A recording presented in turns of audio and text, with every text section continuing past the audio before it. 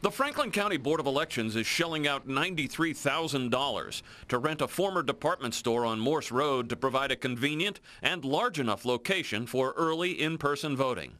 They're also paying for round-the-clock security, and given the turnout expected, they've added staff. So we've got about 50 people that will be working up at the vote center every day that we offer early voting, so that's also an additional expense that comes with this sort of process. Walsh is not complaining. Franklin County's budget can absorb the added costs.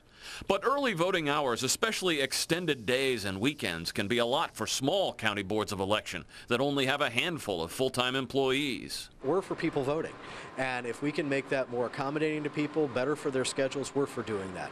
Does that come at a cost? Of course it does. Secretary of State John Husted said the cost of mailing absentee ballot applications to all registered voters this year was a little more than $1 million. The state paid that bill.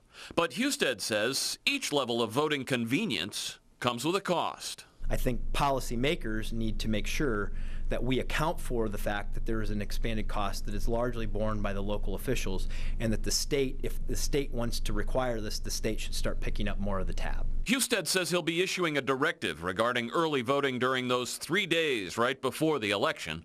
The court has told Husted to include the 3 days, but the state is appealing. Ted Hart, NBC4.